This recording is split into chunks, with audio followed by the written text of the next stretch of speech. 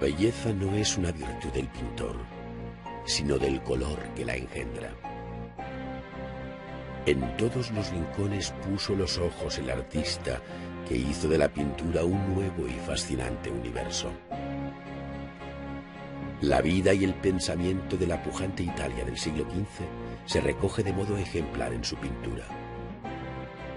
Maestros y escuelas dejaron un excepcional legado cuyo interés va más allá del arte para enlazar con la ciencia y la naturaleza, con la religión y el mito, con la antigüedad y el naciente humanismo.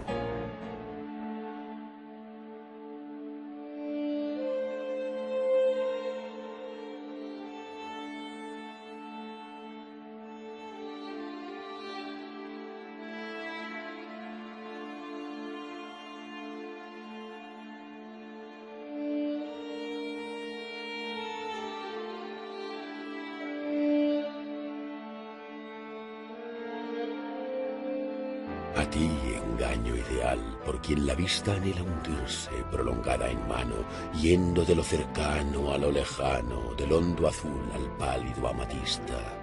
A ti, sin fin, profundidad, conquista de la espaciada atmósfera en lo plano, por quien al fondo del balcón cercano decides que la mar lejana exista. A ti, aumento, valor de valores, vaga disminución de los colores, música celestial, arquitectura.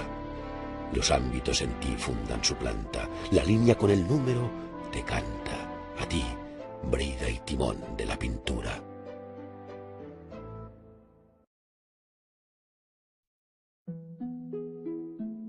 Entre los aspectos más sorprendentes de la pintura del siglo XV se encuentra el alto número y calidad de los artistas que, en grupos generacionales, aseguraron la continuidad de la aventura pictórica en esta primera etapa del Renacimiento.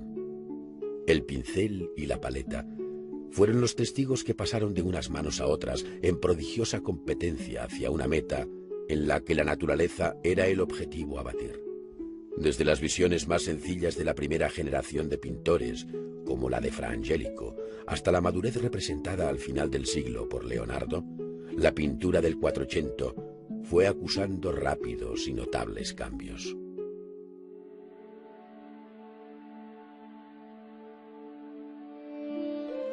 Leonardo, nacido en 1452 en Vinci, entre Florencia y Pisa, representa una de las cimas del arte universal, sobrepasando a todos los artistas de su generación. Además de pintor, fue notable escultor, arquitecto, ingeniero e inventor, convirtiéndose en el arquetipo del uomo universale al que aspiraba el humanismo. Concibió la pintura como una forma de conocimiento, dedicándole un célebre tratado que resume su concepción del arte pictórico.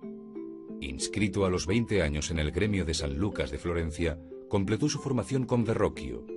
Pasó un tiempo en Milán, llamado por los Sforza, viajó a Roma y terminó sus días en Francia, al servicio de Francisco I. Tras su muerte, en 1519, fue enterrado en el claustro de San Florentín d'Amboise. No son muchas las obras de Leonardo que han llegado hasta nosotros, pues el modo de pintar, el perfeccionismo de su ejecución y la estudiada composición de sus cuadros evidencian un trabajo lento y reflexivo. En su corta producción encontramos abundante pintura religiosa, a veces sin terminar, siendo muy conocidos los retratos. Además de cuadros de caballete, hizo grandes composiciones murales como la perdida batalla de Anghiari y la Última Cena. Desde las primeras obras a las de madurez, se descubre en Leonardo el alejamiento de la perspectiva lineal para plantear el espacio en términos de mayor realismo. La profundidad, el sentido de lejanía, vendrá sugerido ahora por la pérdida de definición de los objetos, dada la masa aérea que se interpone entre el ojo y el objeto mismo. Es la llamada perspectiva aérea. Por otro lado, el pintor creó unos tipos de humana sonrisa cuyos redondeados rostros acaricia la luz de forma suave, surgiendo así el inconfundible modelado leonardesco, el sfumato. La elocuencia de la mímica como expresión del alma descubre también al pintor, quien utilizó otros muchos recursos personales en su obra, como son los oníricos fondos rocosos de sus pinturas.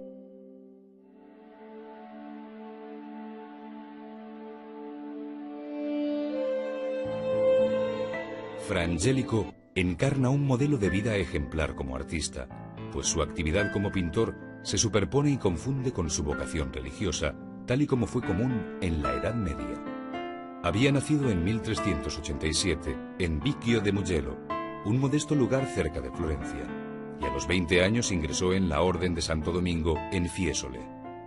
Tras su noviciado en Cortona, pasó a Florencia, dejando en su convento de San Marcos una notable obra pictórica.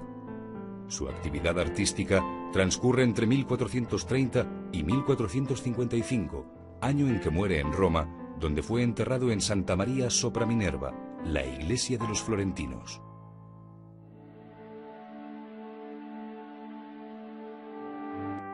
La vinculación del pintor a la vida conventual, además de imprimir carácter a su obra, explica que su producción pictórica se ciña a los temas religiosos, pues no en vano gran parte de sus pinturas fueron encargo de la propia orden dominica.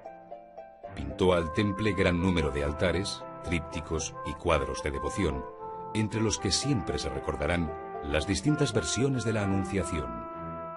Decoró al fresco el claustro, celdas y sala capitular del convento de San Marcos, habiendo dejado también otras pinturas murales en la capilla de Nicolás V, en el Vaticano.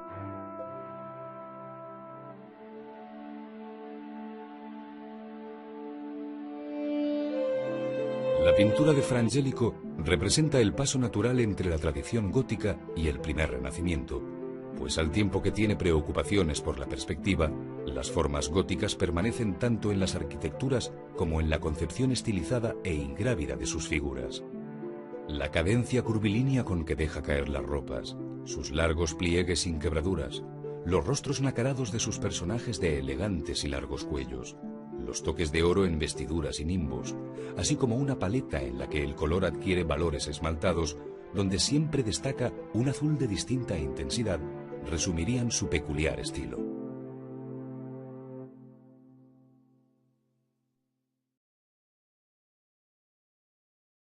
Andrea Mantegna pertenece a la generación central de la pintura cuatrocentista, pues nacido en 1431, muere en 1506, es decir, forma el escalón intermedio entre Fra Angelico y Leonardo. Su lugar de nacimiento fue Isola de Cartura, cerca de Padua, en cuya ciudad se formó en el taller de Squarcione, quien no solo fue su maestro, sino su padre adoptivo. Allí transcurrió la primera mitad de su vida, casándose en 1454 con la hija del gran pintor veneciano Jacopo Bellini. En 1460 abandonó Padua para trabajar en Mantua al servicio de los marqueses de Gonzaga. Tras una breve estancia en Roma, llamado por el Papa Inocencio VIII para pintar en la capilla del Belvedere, regresó a Mantua donde murió.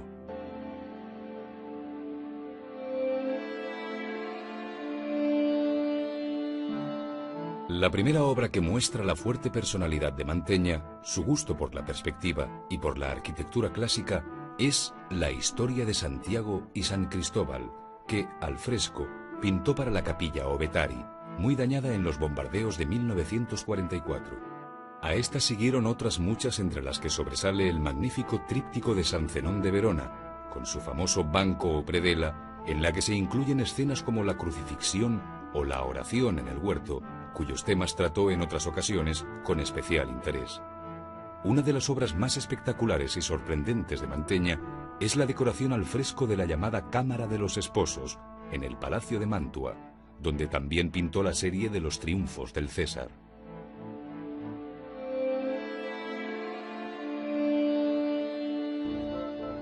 La visión pictórica de Mantegna parece condensarse en un mundo corpóreo de pétrea naturaleza, que afecta tanto a las rocas como a los seres animados.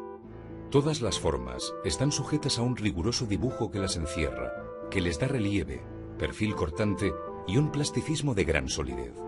Al mismo tiempo, la concepción grande de la forma y la inclusión en sus obras de elementos de la antigüedad, arquitectónicos o escultóricos, denotan su acercamiento al mundo clásico. Por otro lado, el interés por la perspectiva le llevó a organizar el espacio con una rígida disposición geométrica, llegando a crear efectistas composiciones como la del célebre Cristo Muerto. Su relación con los hermanos Bellini dulcificó la obra final de Mantegna.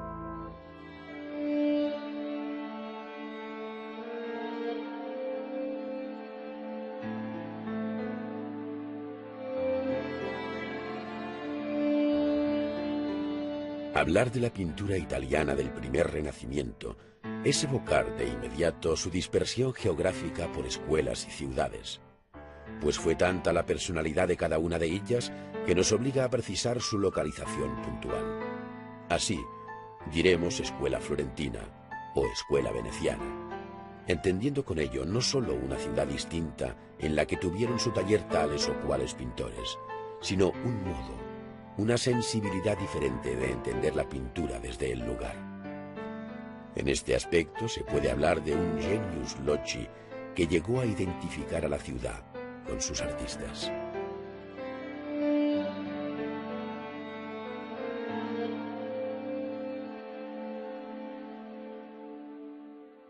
La escuela veneciana se formó a lo largo del siglo XV con algún retraso respecto a Florencia o Siena. Sin embargo, pronto destacaría como una de las más firmes bases de la pintura del Renacimiento italiano. Venecia tuvo la preocupación común a todas las escuelas del Quattrocento por la perspectiva y el dibujo minucioso, pero pronto dejó ver su más profunda vocación por el color.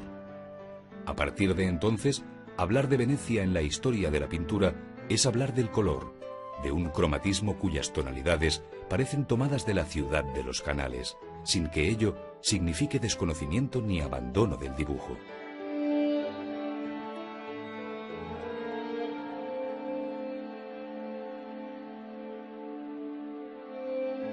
La rica actividad mercantil de la ciudad de Venecia atrajo a muchos pintores, como la familia Vivarini o al siciliano Antonello de Messina. A este maestro llegado del sur, que tuvo una influencia decisiva en el medio veneciano, se debe la difusión y adaptación en Italia del óleo, técnica que revolucionó el arte y el oficio de la pintura, que por entonces ya se empleaba en los Países Bajos. De allí vino también un particular modo de ver la pintura, del que se hicieron eco hombres como Crivelli, mientras que otros, como Carpaccio, buscaron en los ambientes venecianos el apoyo formal de todo tipo de asuntos. La imagen de Venecia como ciudad brotó de modo espontáneo en los pinceles de sus pintores, como sucedió con Gentile Bellini, debiéndose a su hermano Giovanni el giro que experimenta la escuela veneciana hacia una nueva estética que preludia el arte grande del siglo XVI.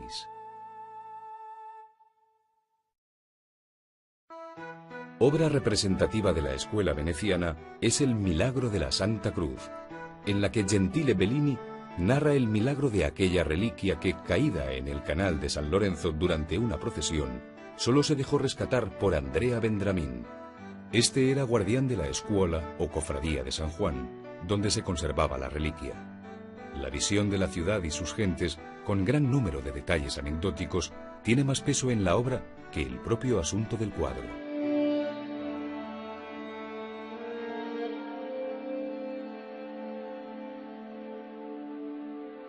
La escuela florentina del Quattrocento viene a ser la puerta de entrada en el nuevo mundo de la pintura. Atrás quedaba la visión pictórica de la Edad Media, eclipsada por la modernidad de unos talleres que no hacen sino traducir el protagonismo de la Florencia de los Médicis. De no existir esta ciudad, habría sido necesario inventarla, pues sin ella no cabe vertebrar el rico panorama de la pintura del Renacimiento. El estudio sistemático de la perspectiva, la fuerza del dibujo, el acercamiento a la naturaleza y la búsqueda de un ideal de tradición clásica representan sus rasgos más acusados.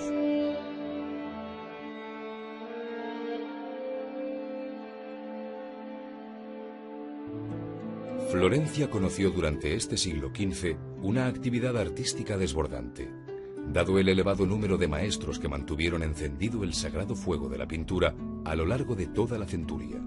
De este modo, si el nuevo siglo alumbraba el nacimiento de Masaccio, sus años finales coincidieron con los últimos también de Piero della Francesca y Ghirlandaio. Pero no solo resulta asombroso el número, sino la personalidad de cada uno de estos hombres que dio lugar a la más densa nómina de artistas que se pueda imaginar. En ella leemos nombres como los de Fra Angelico, Lippi y Botticelli, sin dejar de recordar la actividad del propio Leonardo en la ciudad. Todos ellos obedecen a arquetipos distintos y si, por ejemplo, Fra Angelico encarnaba el del monje pintor, Botticelli asumía bien el de pintor-poeta.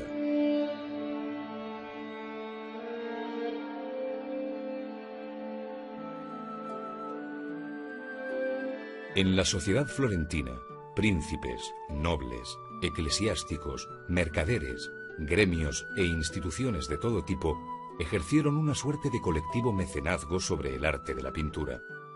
De ahí que el análisis de sus obras sea el mejor espejo de la pujante ciudad de Florencia. Desde la aparente ingenuidad de las tablas de Uccello hasta las complejas alegorías de Botticelli, pasando por el estilo narrativo de Goggioli, la pintura florentina escudriñó todos los rincones posibles de la existencia. Las grandes series de pintura al fresco, enriqueciendo los interiores de iglesias y palacios, hicieron de la propia Florencia un museo vivo.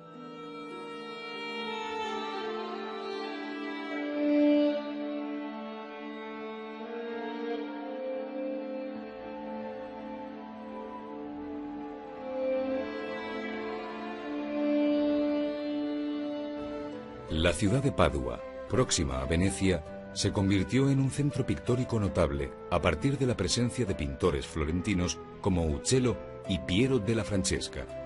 Sin embargo, serán Squarcione y sobre todo Andrea Mantegna los maestros más representativos de esta escuela. La perspectiva, el interés por la antigüedad y un deseo de duro monumentalismo perfilan el carácter de esta escuela, que tampoco fue ajena al influjo veneciano. No muy lejos, en Ferrara, el espíritu de Mantegna encontró notables ecos en la obra de Cosme Tura.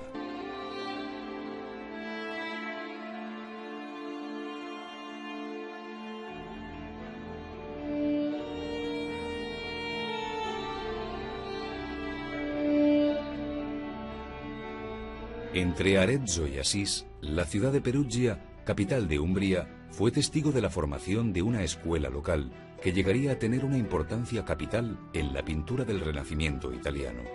Allí, Pietro Vanucci, llamado Il Perugino, abrió un importante taller en el que se formaron pintores tan notables como Rafael. El carácter amable de la pintura de Perugino, con amplios escenarios y ensoñadores paisajes, donde se recortan árboles de esbelto tronco y perfilada copa, se acabó identificando con esta escuela, en la que destacó igualmente Pinturicchio.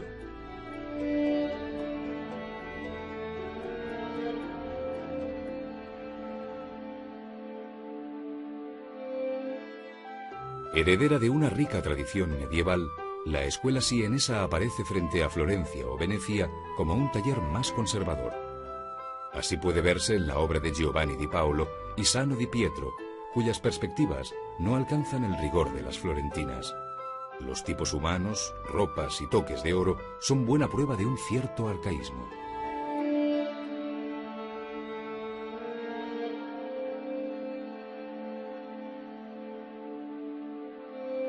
Los artistas del Quattrocento dieron entrada a todos los temas posibles de la pintura como expresión cumplida de una sociedad en auge, donde el mecenazgo pictórico, además del de la Iglesia, contó con el apoyo creciente de una poderosa y aristocrática burguesía.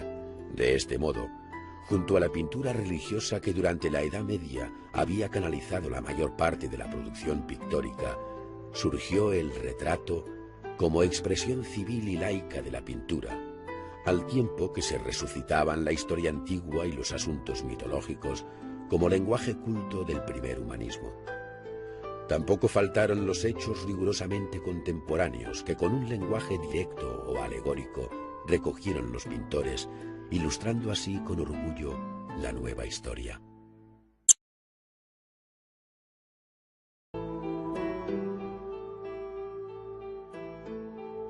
La devoción mariana, de tan fuerte arraigo en la tradición medieval, aflora con naturalidad en la pintura del siglo XV. Entre los episodios de la vida de María que con mayor frecuencia se pidieron a los pintores, se encuentran la Anunciación y la Natividad, repitiéndose en unos y otros maestros composiciones muy semejantes.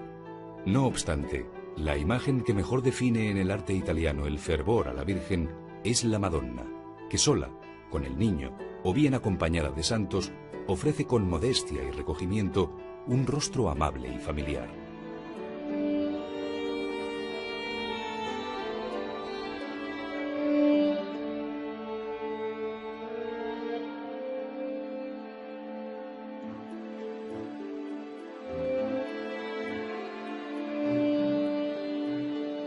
Desde la escena del nacimiento hasta su muerte, los distintos pasajes de la vida de Cristo que recogen los evangelios inspiraron gran número de obras, pero fueron sobre todo los momentos más agudos y representativos de la pasión los que ofrecían, por su emotividad y significado, mayores posibilidades dramáticas al pintor. Como contraste del amable idealismo renacentista, muchos maestros nos dejaron doloridas imágenes de un crudo realismo que sólo la alegría de la resurrección podía compensar.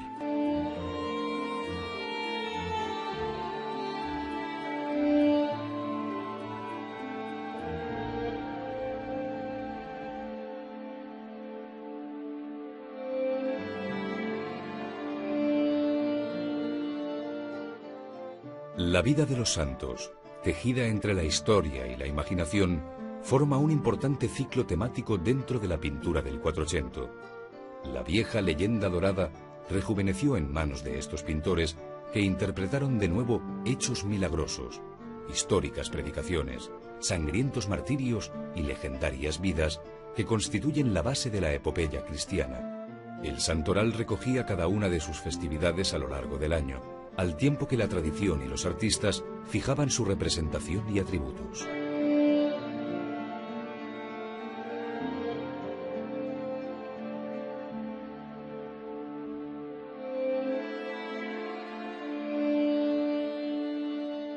En la historia del retrato siempre ocupará un lugar propio Piero della Francesca, por el modo magistral con que captó el perfil de Federico de Montefeltro, duque de Urbino, y de su mujer, Battista Sforza. Aunque se trata de dos bustos, el pintor ha centrado su interés en las cabezas, recortadas sobre un límpido celaje y sin la menor concesión al movimiento. La aparente inexpresividad se traduce en mirada mutua, intensa e íntima, que margina al espectador y se desentiende del paisaje, cuyos últimos planos coinciden con la altura del cuello. Son retratos para la eternidad que, en el reverso de la pintura, muestran sendas alegorías, señalando las virtudes que adornan a cada uno de ellos. Para Battista Sforza, las virtudes teologales, fe, esperanza y caridad. Para Federico de Montefeltro, las virtudes cardinales, justicia, prudencia, templanza y fortaleza. Son sin duda los rasgos morales que el pintor quiso imprimir sobre los rasgos físicos de los modelos.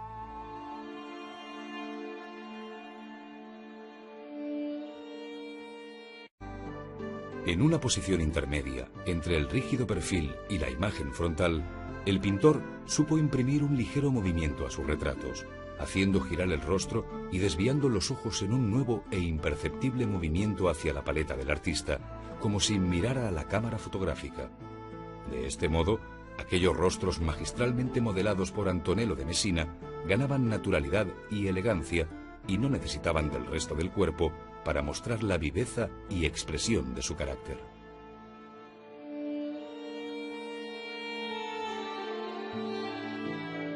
Más allá de rostros y perfiles, el retrato fue ofreciendo una imagen cada vez más completa del hombre. Este es el caso de Giuliano de Médicis, pintado por Botticelli, probablemente después de su asesinato en la Catedral de Florencia, cuando el príncipe contaba con 25 años. La ventana semiabierta y la tórtola sobre una rama seca son testimonios de aquella ausencia de vida que el cuadro transmite.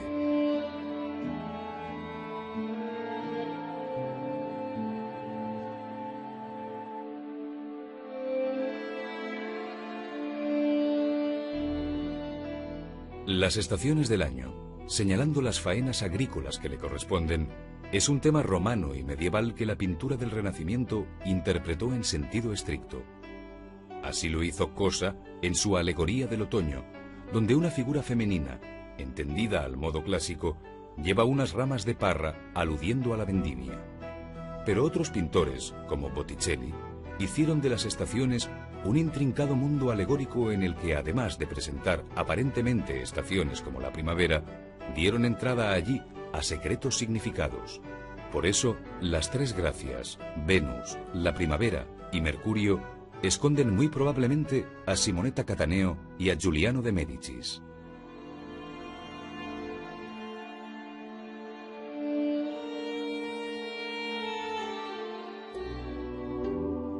El mito clásico, en una época en la que el mundo de la cultura se miraba en el espejo de la tradición clásica, fue una de las fuentes más explotadas por la literatura, la poesía y la pintura. El mito fue para el arte figurativo del Renacimiento lo que los órdenes clásicos para la arquitectura.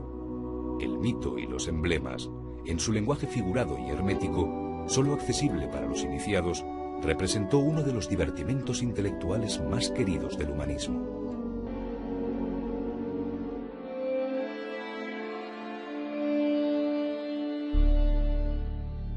Las virtudes cardinales fueron objeto del lenguaje críptico del humanismo, que el pintor debía interpretar al dictado de sus caprichosos mentores.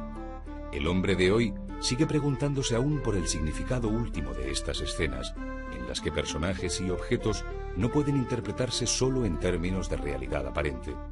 Los rasgos morales que adornan el alma del hombre virtuoso conocieron sutiles formas emblemáticas para representar, por ejemplo, a la prudencia o la templanza.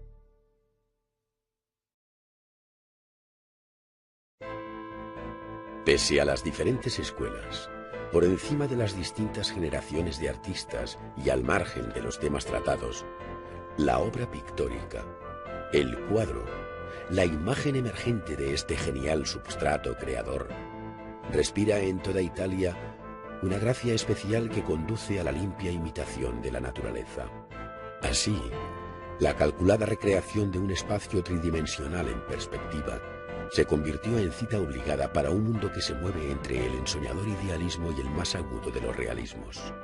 La luz baña toda la escena, apareciendo las primeras sombras. Acción y reposo en la composición. Calor y frío en el color. Sentido narrativo, elegancia, expresión, arquitectura y paisaje serían otras tantas claves para conocer esta página de la pintura universal.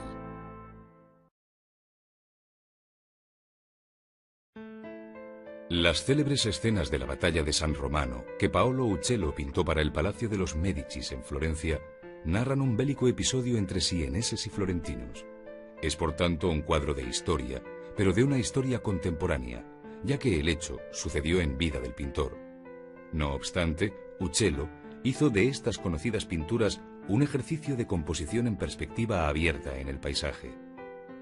Con cuerpos tendidos en el suelo y armas rotas en la lucha, sugirió el efecto de profundidad espacial, sin duda algo forzada y con un exceso de rigor geométrico. El ingenuo tratamiento de los caballos y la visión estática del movimiento dieron a esta obra un curioso y temprano carácter surrealista.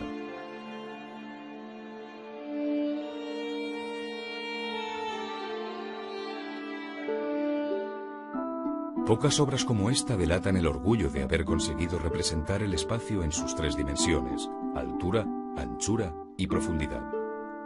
Esta se debe en gran parte al mundo de la pintura, pero no fueron ajenas a ella otras artes como la arquitectura y la escenografía. Entre todas, y sobre un sólido fundamento geométrico, el espacio dejó de ser un mero lugar de encuentro para convertirse en una estructura de lógica construcción.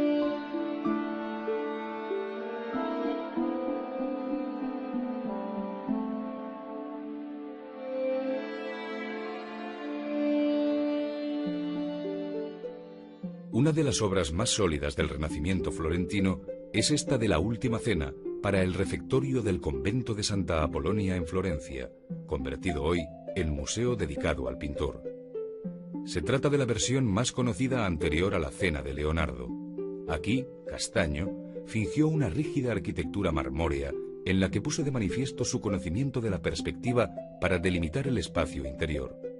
Este se presenta en relación con el espectador desde un punto de vista bajo, coincidiendo con la altura de la mesa, lo cual da un carácter teatral a la escena.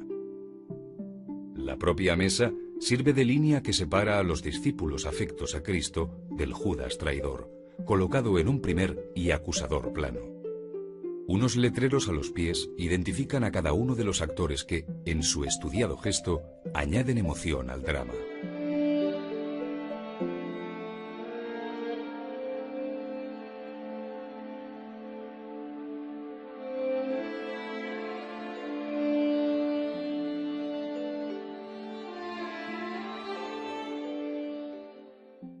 Entre las herramientas más eficaces de la pintura se encuentra el dibujo. Todos los artistas del Quattrocento dominaron con especial destreza y talento aquel difícil arte que, en ocasiones, alcanzó grados de virtuosismo sorprendentes. El trazo de la línea no solo sirvió para delimitar las formas y describir objetos, sino que en sí mismo fue un elemento expresivo de primer orden. Con el dibujo se construye el espacio.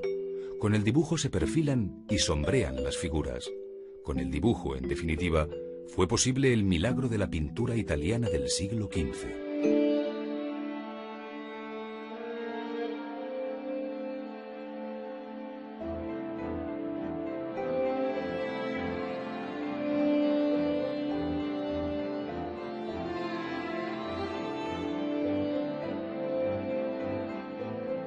Las técnicas de tradición medieval, como la utilización de fondos y detalles de oro, siguió vigente en muchos pintores de este primer Renacimiento.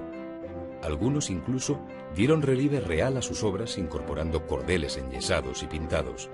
Sin embargo, lo más sorprendente es la incorporación a las tablas de objetos y piedras de color, prestando a la pintura su textura y brillo natural.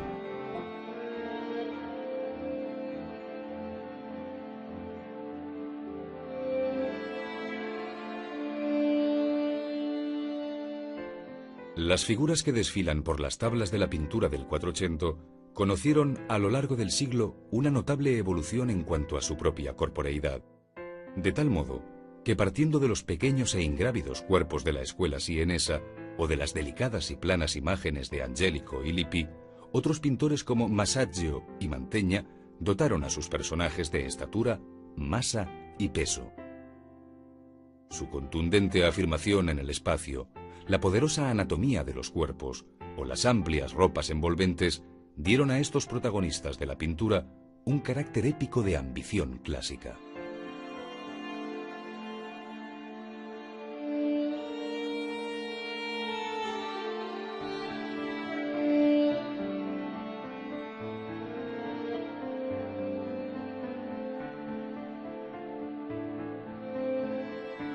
Los cambios operados en la historia de la pintura por los maestros del siglo XV italiano afectan a varios aspectos como la perspectiva, el color y los volúmenes. Sin embargo, nada de ello sería posible sin la nueva concepción de la luz que ilumina la obra, de aquella luz que hace posible valorar el espacio en sus distintos planos, luz que permite dotar de relieve y corporeidad a figuras y objetos, luz que obliga a arrojar sombra, haciendo en definitiva de la pintura un medio de aproximación al mundo real.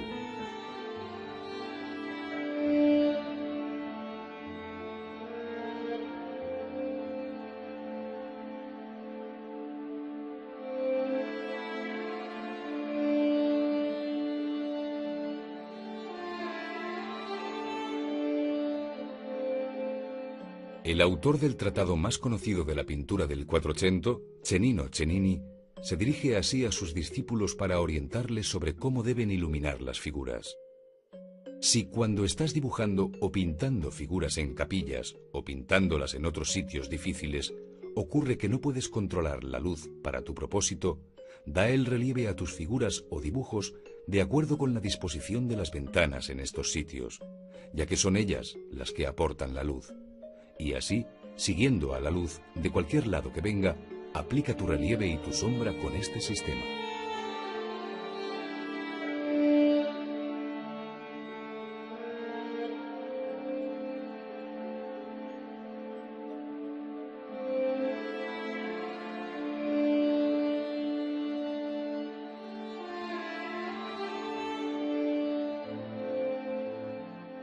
En el Tratado de la Pintura compuesto por Leonardo, en los años finales del siglo XV, se censuraba a aquellos pintores que se enamoran tanto de la belleza de los colores que apenas ponen sombra en sus pinturas, pues son tan endebles e insensibles que dejan la figura sin relieve alguno.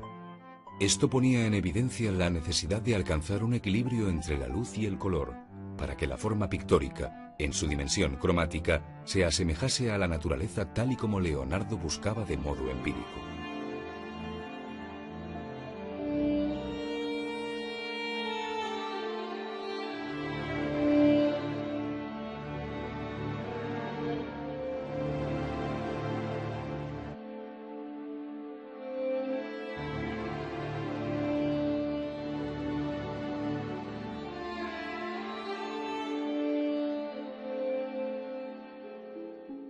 Il Perugino ha descubierto y enseñado al mundo de la pintura la verdadera composición espacial, aquella que no solo tiene 3 dimensiones, sino que además es capaz de sugerir la propia amplitud y libertad de las inabarcables dimensiones cósmicas.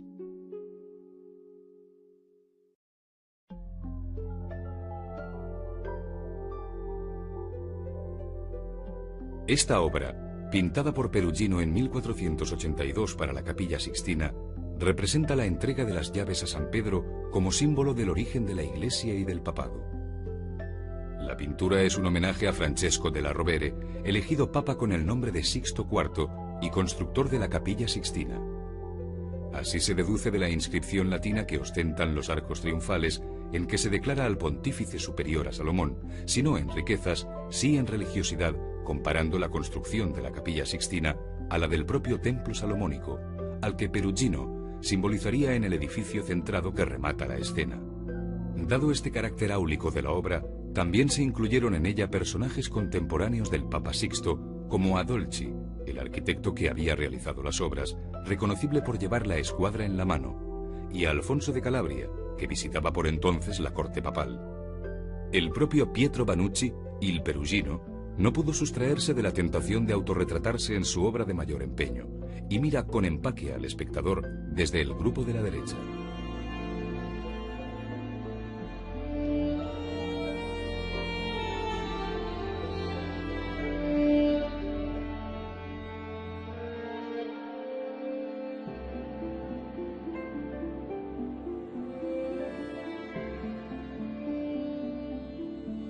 La técnica empleada en esta escena, como la de todas cuantas decoran la Capilla Sixtina, es el fresco sobre muro. En este caso, con las respetables dimensiones de 5,5 metros de largo por casi 3,5 de alto. También como en el resto de estas grandes escenas, la autoría no corresponde únicamente al Perugino, sino que, según la costumbre de la época, los frescos se harían entre varios pintores afamados bajo la dirección de uno de ellos, que actuaría como maestro principal. Así, la crítica cree ver la mano del Pinturicchio en una de las escenas pequeñas que se desarrollan tras la principal y que representa el tributo de la moneda, y la huella de Signorelli en el personaje de la escuadra, así como la de Bartolomeo de la Gatta en los 2 recios apóstoles ubicados junto al Cristo.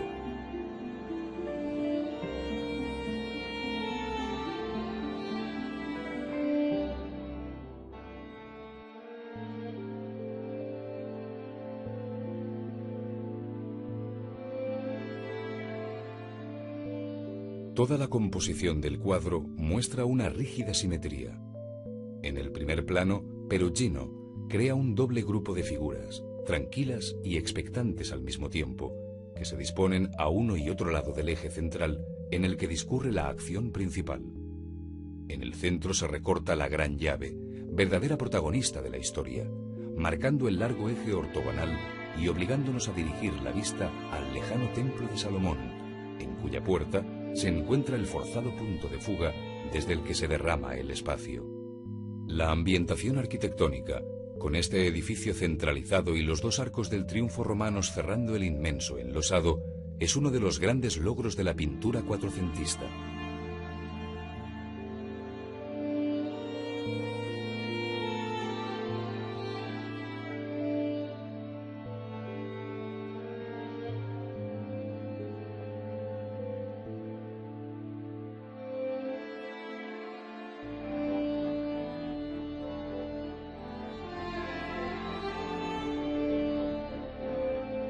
El estilo propio del Perugino está mediatizado por la presencia de personajes debidos a la mano de otros pintores. Así, formas más sólidas y pétreas que las del Perugino marcan el centro del cuadro con las severas figuras de los apóstoles tras el Cristo y del propio Redentor y San Pedro. Ellas se contraponen y al mismo tiempo conviven con las del delicado mundo peruginesco de cuidadas composturas y ejes sinuosos. El estilo inequívoco del Perugino está sobre todo presente en la luz acariciadora que dulcifica las figuras y en los árboles, de débil y disciplinada hojarasca, evocadores de la singular floresta de las orillas del lago Trasimeno.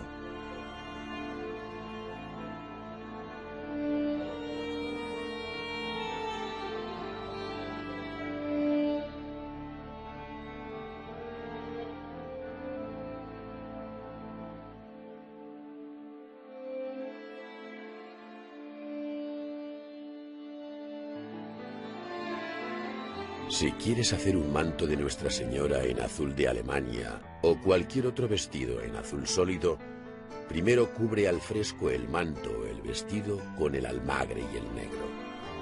Pero antes, rebaja el contorno de los pliegues con un punzón o una aguja. Después, al fresco, coge el azul de Alemania o ultramar bien lavado, ya sea con lejía o con agua clara, y ligeramente cernido sobre la piedra de moler. Después, si el azul es denso y de buen color, métele un poco de cola desleída, ni muy fuerte ni muy ligera. De ello, más adelante, te hablaré yo, Cennino Cennini. Una de las técnicas pictóricas más antiguas es la llamada pintura al fresco, especialmente indicada para las grandes composiciones murales. Entre sus primeras tareas se encuentra la preparación del muro, pues de esta operación depende en gran medida la calidad y duración de la pintura. El muro, de piedra o ladrillo, debe mojarse previamente para facilitar la adherencia del mortero, formado por una mezcla de cal grasa y arena de río, que en diversas capas se va extendiendo sobre aquel.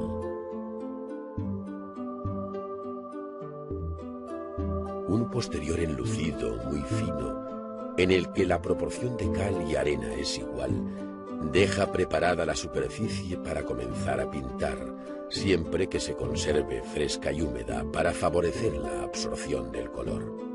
De aquí el término de pintura al fresco. Una vez preparada la superficie que el pintor estima que podrá abarcar en una jornada, manteniéndose fresco el enlucido, aplica los colores con un pincel de cerdas suaves para no dejar huellas en la preparación húmeda. Los colores son de origen mineral y se diluyen en agua, pues no necesitan ningún aglutinante, ya que al absorber el muro fresco el agua, el color penetra en el enlucido formando cuerpo con él. Estos colores deben estar preparados de antemano, dada la rapidez que exige la técnica al fresco, siendo los principales el blanco, de cal apagada, el negro de carbón vegetal, el rojo y el verde obtenidos a partir de tierras diversas, amarillos procedentes de ocres y el azul del lapislázuli, entre otros.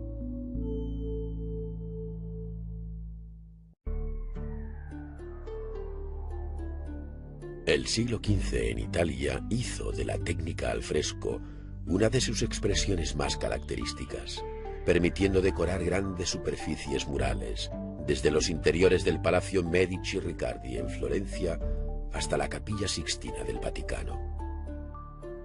De allí procede el fragmento de la entrega de las llaves a San Pedro, obra del Perugino, que permitirá revivir en sus pasos esenciales este fascinante proceso pictórico. Así, partiendo de los bocetos iniciales, cuyo dibujo se traslada al muro en su tamaño definitivo, podemos seguir el magistral movimiento de las manos del pintor. El artista va eligiendo los pinceles adecuados, desde los más gruesos hasta los más finos, según las exigencias de la obra, dando forma, color y vida a un muro hasta entonces inerte. En cada una de las jornadas, el maestro, pintor y albañil al mismo tiempo, debe preparar el muro, eliminando el enlucido seco que dejó sin pintar la víspera, para luego dar la nueva capa que fresca abordará en el día.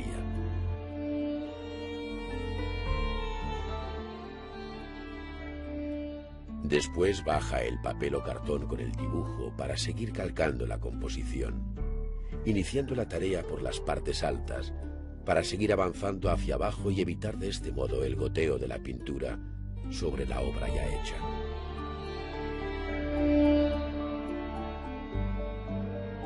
Primero los fondos y detalles de la arquitectura, cuyas líneas ponen a prueba el pulso del pintor, y luego, con trazos rápidos y sintéticos, las figuras, que contribuyen a fijar la escala y profundidad de la escena.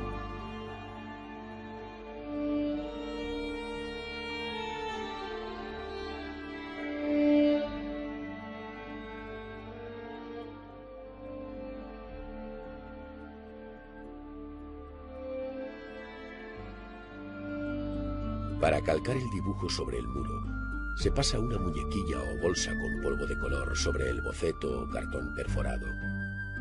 Luego el pintor lo levanta y corre el pincel uniendo aquellos puntos para ir recuperando la imagen general con todos los detalles de la composición. Esta técnica de calco se conoce con el nombre de estarcido y presta gran seguridad al pintor para encajar sus figuras antes de comenzar a dar el color.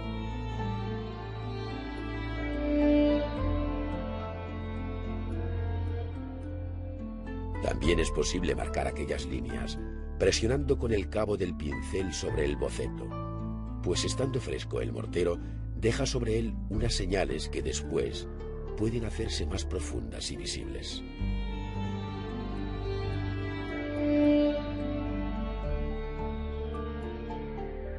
La aplicación del color hará vibrar poco a poco el muro. El pintor cubre los distintos campos, comenzando por los fondos y partes altas. Luego aborda los cuerpos, siendo común comenzar por las sombras, dando color y tonos locales, para después pasar a las medias tintas y a las zonas de mayor luz. Todo en un proceso en el que la reacción química de la cal y el secado del enlucido representan dificultades añadidas que exigen al maestro controlar el tiempo de ejecución.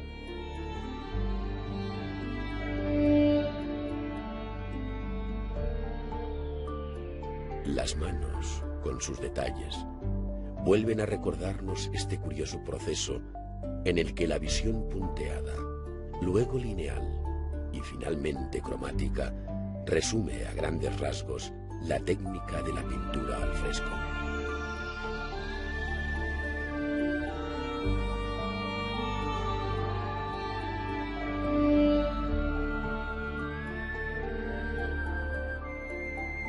En ocasiones, el pintor se apoya levemente para apurar algún detalle, y otras veces corrige con rápido toque de paleta aquellos pormenores que no le satisfacen, volviendo a pintar sobre aquel fragmento. Todo con la habilidad y arte de un maestro que conoce, desde su andamio, los secretos de la técnica reina de la pintura.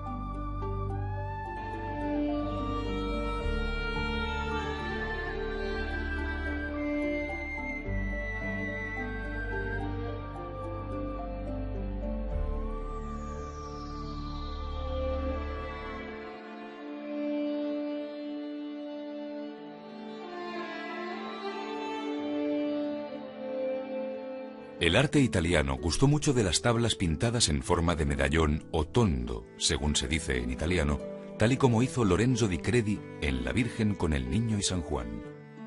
Esta obra, conservada en la Galería Borghese de Roma, denota en la composición triangular y en el paisaje la influencia de Leonardo. El pintor Baccio della Porta, conocido como Fra Bartolomeo tras hacerse fraile dominico, pintó hacia 1495 este tondo de la Sagrada Familia, ahora en la romana Galería Borghese. La equilibrada composición de las figuras y paisaje, así como los rostros y actitudes, revelan la influencia del joven Rafael. Fue Sandro Botticelli uno de los pintores que nos han dejado más obras en el singular formato de los medallones, siendo la más conocida la llamada Virgen del Magnificat. La obra, pintada hacia 1487 y expuesta en los Uffizi de Florencia, agrupa todas las figuras con gran naturalidad dentro de un círculo. Entre las muchas versiones que Botticelli hizo de la Virgen con el Niño, acompañada de ángeles, se encuentra esta de la Galería Dahlem de Berlín, pintada en la década de los años 80. La cabeza de María, con melancólica expresión, emerge entre azucenas, por encima de los ángeles adolescentes y bajo una corona celestial. En la Galería Dahlem de Berlín se conserva uno de los tondos o tablas circulares más antiguas del siglo XV, la Epifanía, pintada por Domenico Veneziano en 1435. En ella se advierte cierta rigidez compositiva sobre la base de estratos horizontales, faltando espacio entre las figuras y naturalidad en sus movimientos.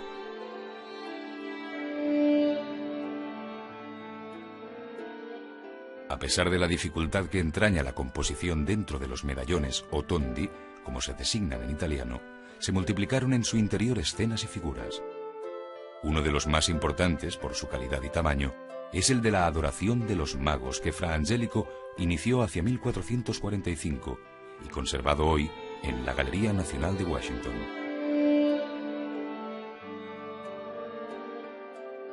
La Dama del Vestido Amarillo, pintado por Alesso Baldovinetti en la Galería Nacional de Londres, fue pintado hacia 1465. Su límpida y recortada silueta sobre fondo azul, en una visión muy plana, y el sobrio vestido con las 3 hojas de palma estampadas en su manga, resumen la personalidad del retrato cuatrocentista. En la Pinacoteca de Brera, en Milán, puede verse una de las obras de más intenso dramatismo de la historia del arte, el Cristo muerto pintado por Mantegna en torno a 1500. El teatral escorzo de la figura, la dureza escultórica del cuerpo y de la quebrada mortaja, así como el realismo del rostro y llagas, hacen de esta pintura una obra maestra. En 1455, Andrea Mantegna pintó La oración en el huerto, de la Galería Nacional de Londres. Se trata de una de las primeras obras en las que el pintor incorpora una amplia visión del paisaje, en el que todo tiene una sólida corporeidad. Destaca el tratamiento de los elementos rocosos, a los que obliga caprichosamente.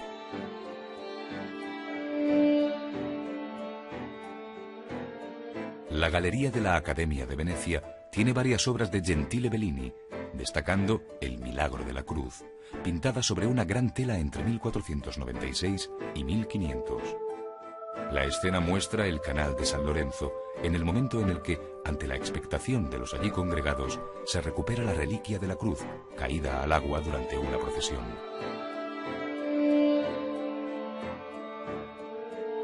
En el Museo del Prado de Madrid se conserva una de las distintas versiones que pintó Fra Angelico sobre la Anunciación. Esta se debió de ejecutar entre 1430 y 1445 para el convento dominico de Fiesole, siendo luego vendida para construir su campanario. A la izquierda se representa la expulsión de Adán y Eva del paraíso. Albise Vivarini pintó en 1480 esta Sagrada Conversación, nombre que reciben las escenas en las que aparece la Virgen y el Niño rodeados de santos. Aquí, María, flanqueada por sus padres, se acompaña de San Luis de Tolosa, San Antonio de Padua, San Francisco y San Bernardino de Siena. Se conserva en la Galería de la Academia de Venecia.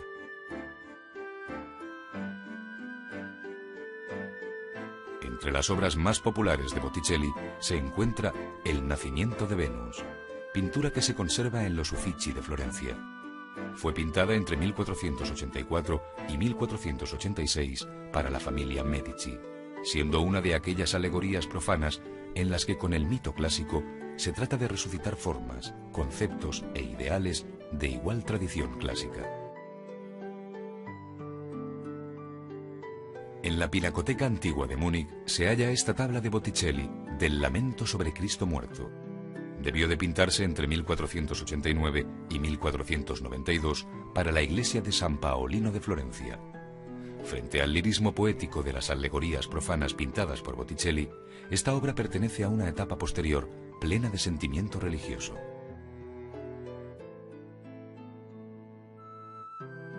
La calumnia es el nombre que recibe esta versión de Botticelli de un cuadro perdido de Apeles. Pintado en 1495 y expuesto en los Uffizi, muestra a un juez aconsejado por la sospecha y la ignorancia, teniendo ante sí a una figura inocente arrastrada por la ira, la calumnia, la envidia y la insidia. Detrás, junto a la penitencia, la verdad desnuda.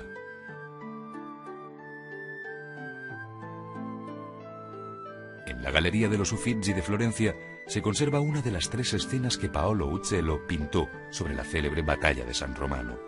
Las tablas, hoy en los museos de Florencia, Londres y París, se pintaron en 1456 para el Palacio Medici.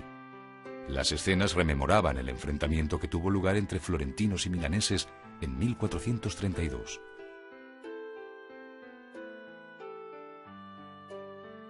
Esta pintura sobre lienzo, representando a San Agustín en su estudio, forma parte de un ciclo conservado en una sala de la cofradía o Scuola di San Giorgio degli Schiavoni, en Venecia. Pintado por Vittore Carpaccio entre 1502 y 1504, muestra el interior del gabinete de un humanista, rodeado de libros, sin olvidar su condición de padre de la Iglesia.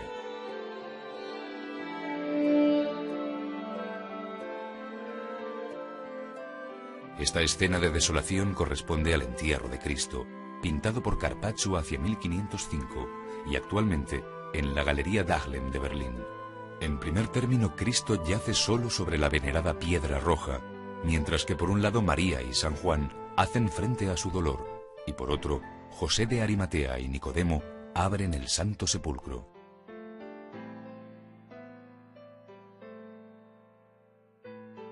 Fra Angelico, con un lenguaje sobrio y sin concesión a lo anecdótico, pintó este Santo Entierro, hoy en la Pinacoteca Antigua de Múnich. La composición es muy simple, viéndose el cuerpo de Cristo puesto casi en pie por José de Arimatea, mientras que María y San Juan cogen las manos. En una roca blanca se abre el sepulcro cuidadosamente labrado.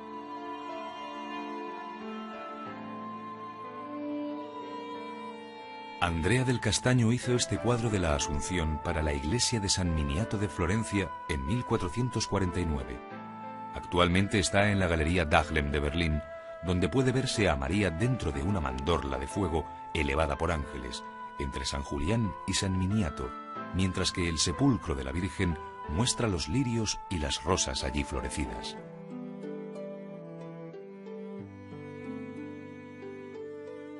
La historia de Nastagio degli Onesti, pintada entre 1468 y 1487 por Botticelli en 4 tablas, de las que 3 se conservan en el Museo del Prado, está tomada del Decamerón de Boccaccio.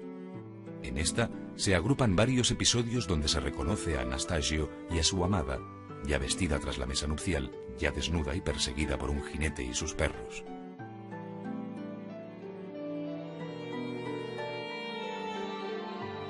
La Virgen con el Niño en un paisaje de la Pinacoteca Brera de Milán está firmada y fechada por Giovanni Bellini en 1510.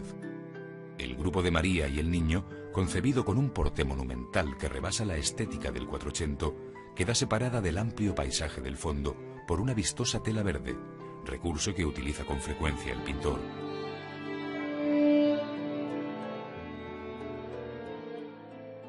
En el reverso del retrato de Federico de Montefeltro, duque de Urbino, debido a Piero de la Francesca, entre 1465 y 1470, se escenifica el triunfo del propio duque. En un carro tirado por 2 caballos, Federico de Montefeltro se acompaña de las virtudes cardinales: justicia, prudencia, templanza y fortaleza. La obra se encuentra en los Uffizi.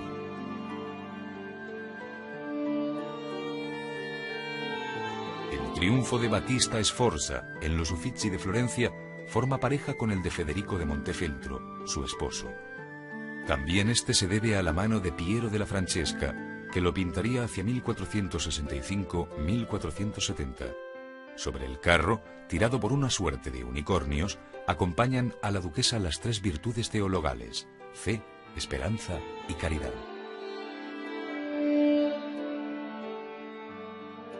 Entre las obras más conocidas de uno de los primeros maestros del Quattrocento italiano, se encuentra esta de San Jorge y el Dragón, debida a Paolo Uccello, que la debió de pintar hacia 1460.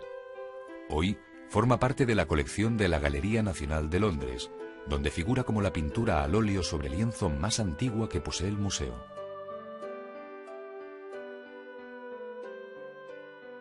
En el Museo del Louvre de París se conserva la predicación de San Esteban en Jerusalén, que formaba parte de un ciclo dedicado a este santo, pintado por Carpaccio en 1514 para la Scuola dei Lanieri en San Esteban de Venecia.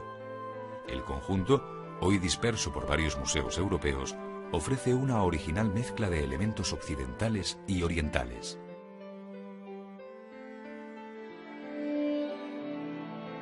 Muy poco antes de su muerte, en 1515, Giovanni Bellini pintó esta mujer peinándose, del Museo de Historia del Arte de Viena. Se trata del único desnudo pintado por el artista, observando en él no solo la sólida madurez de Bellini, sino el despegue de la pintura del Quattrocento italiano hacia la maniera grande propia del siglo XVI.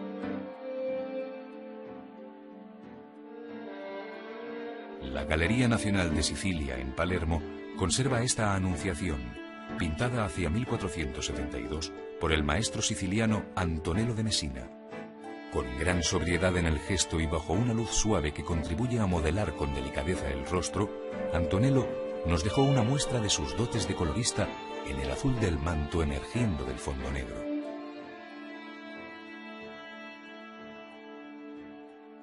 Giovanni Bellini fue también un gran retratista, como lo prueba este del Dux de Venecia, Leonardo Loredano. Pintado al iniciar su mandato en los primeros años del siglo XVI, se conserva en la Galería Nacional de Londres. El expresivo realismo del rostro, la belleza sedosa de las ropas y el matizado azul del fondo son sus elementos más destacables.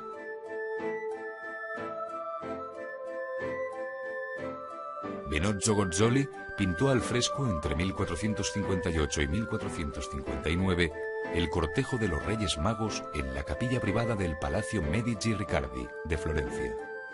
Aquellos, con ropa de gran lujo, son en realidad los retratos de destacados miembros de la familia Medici, como el joven Lorenzo, que vuelve la cabeza hacia el espectador. Francesco del Cosa trabajó en el Palacio Schiaffanoia de Ferrara, pintando al fresco hacia 1470 un ciclo dedicado a la familia Este. Escenas mitológicas, como el triunfo de Venus, diosa del amor, sobre Marte, dios de la guerra, se combinan con la representación de los meses. Aquí es Tauro el que señala que se trata del mes de abril. Pinturicchio ejecutó en 1505 una bella serie de frescos dedicados a la vida del Papa Pío II en la biblioteca que junto a la Catedral de Siena se conoce como Biblioteca Piccolomini. Este era el apellido del gran humanista y poeta Eneas Silvio Piccolomini, que luego fue papa bajo el nombre de Pío II.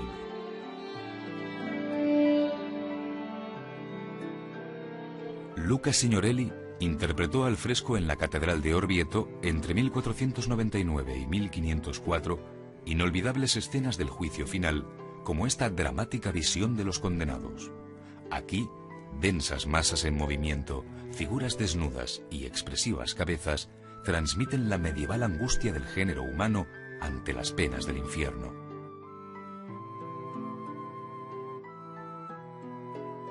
Melozzo da Forlì pintó en 1477 para la Biblioteca Vaticana una bella composición al fresco, hoy trasladada a un nuevo soporte.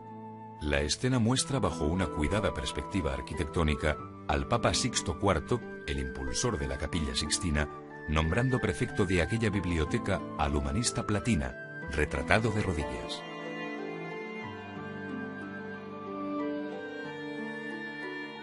Botticelli, en concurrencia con otros pintores como Perugino, Pinturicchio y Signorelli, se hizo cargo en 1486 de la decoración al fresco de los muros de la Capilla Sixtina. Allí escenificó varios pasajes de la vida de Moisés, cuya figura se repite en distintas secuencias, hasta culminar en la zarza ardiendo sobre la que aparece Yahvé.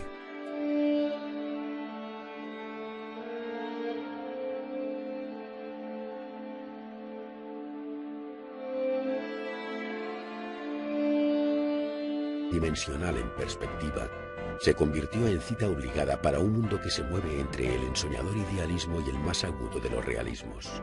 La luz baña toda la escena, apareciendo las primeras sombras. Acción y reposo en la composición. Calor y frío en el color.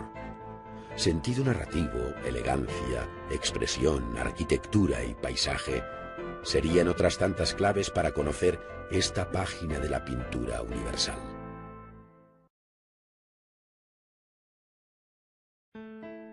Las célebres escenas de la batalla de San Romano, que Paolo Uccello pintó para el Palacio de los Médicis en Florencia, narran un bélico episodio entre sieneses y florentinos. Es por tanto un cuadro de historia, pero de una historia contemporánea, ya que el hecho sucedió en vida del pintor. No obstante, Uccello hizo de estas conocidas pinturas un ejercicio de composición en perspectiva abierta en el paisaje. Con cuerpos tendidos en el suelo y armas rotas en la lucha, sugirió el efecto de profundidad espacial, sin duda algo forzada y con un exceso de rigor geométrico. El ingenuo tratamiento de los caballos y la visión estática del movimiento dieron a esta obra un curioso y temprano carácter surrealista.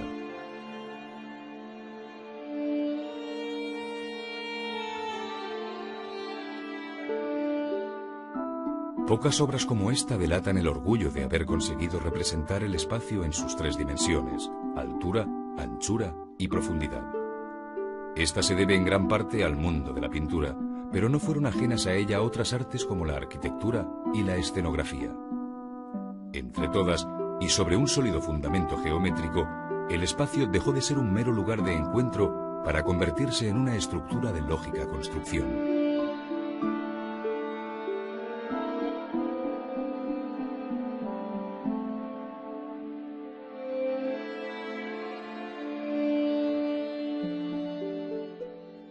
Una de las obras más sólidas del Renacimiento florentino es esta de la Última Cena para el refectorio del convento de Santa Apolonia en Florencia, convertido hoy en museo dedicado al pintor.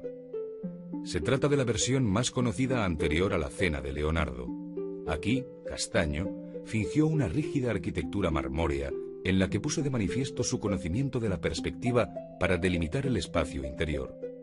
Este se presenta en relación con el espectador desde un punto de vista bajo, coincidiendo con la altura de la mesa, lo cual da un carácter teatral a la escena. La propia mesa sirve de línea que separa a los discípulos afectos a Cristo del Judas traidor, colocado en un primer y acusador plano. Unos letreros a los pies identifican a cada uno de los actores. Etapa del Renacimiento. El pincel y la paleta fueron los testigos que pasaron de unas manos a otras en prodigiosa competencia hacia una meta en la que la naturaleza era el objetivo a batir.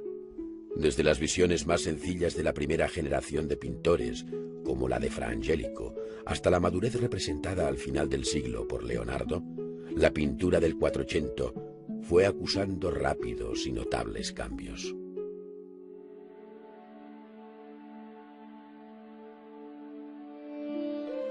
Leonardo, nacido en 1452 en Vinci, entre Florencia y Pisa, representa una de las cimas del arte universal, sobrepasando a todos los artistas de su generación. Además de pintor, fue notable escultor, arquitecto, ingeniero e inventor, convirtiéndose en el arquetipo del uomo universale, al que aspiraba el humanismo. Concibió la pintura como una forma de conocimiento, dedicándole un célebre tratado que resume su concepción del arte pictórico. Inscrito a los 20 años en el gremio de San Lucas de Florencia, completó su formación con Verrocchio. Pasó un tiempo en Milán, llamado por los Sforza, viajó a Roma y terminó sus días en Francia, al servicio de Francisco I. Tras su muerte, en 1519, fue enterrado en el claustro de San Florentín d'Amboise. No son muchas las obras de Leonardo que han llegado hasta nosotros, pues el modo de pintar, el perfeccionismo de su ejecución y la estudiada composición de sus cuadros evidencian un trabajo lento y reflexivo. En su corta producción encontramos abundante pintura religiosa, a veces sin terminar, siendo muy conocidos los retratos. Además de cuadros de caballete, hizo grandes composiciones murales como la perdida batalla de Anghiari y la Última Cena. Desde las primeras obras a las de madurez, se descubre en Leonardo el alejamiento de la perspectiva lineal para plantear el espacio en términos de mayor realismo. La profundidad, el sentido de lejanía, vendrá sugerido ahora por la pérdida de definición de los objetos, dada la masa aérea que se interpone entre el ojo y el objeto mismo. Es la llamada perspectiva aérea. Por otro lado, el pintor creó unos tipos de humana sonrisa cuyos redondeados rostros acaricia la luz de forma suave, surgiendo así el inconfundible modelado leonardesco, el sfumato. La elocuencia de la mímica como expresión del alma descubre también al pintor, quien utilizó otros muchos recursos personales en su obra, como son los oníricos fondos rocosos de sus pinturas.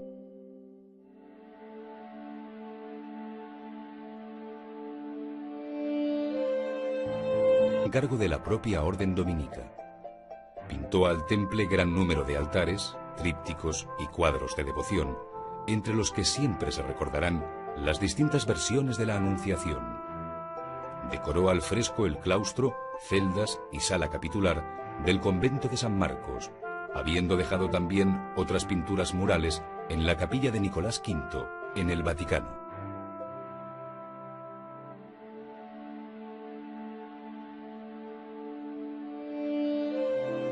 La pintura de Fra Angelico representa el paso natural entre la tradición gótica y el primer Renacimiento, pues al tiempo que tiene preocupaciones por la perspectiva, las formas góticas permanecen tanto en las arquitecturas como en la concepción estilizada e ingrávida de sus figuras. La cadencia curvilínea con que deja caer las ropas, sus largos pliegues sin quebraduras, los rostros nacarados de sus personajes de elegantes y largos cuellos, los toques de oro en vestiduras y nimbos, así como una paleta en la que el color adquiere valores esmaltados, donde siempre destaca un azul de distinta intensidad, resumirían su peculiar estilo.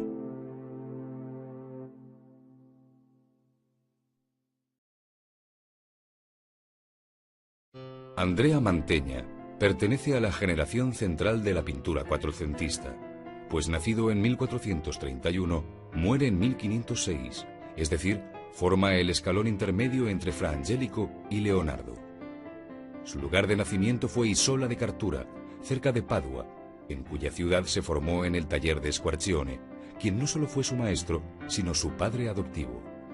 Allí transcurrió la primera mitad de su vida, casándose en 1454 con la hija del gran pintor veneciano Jacopo Bellini.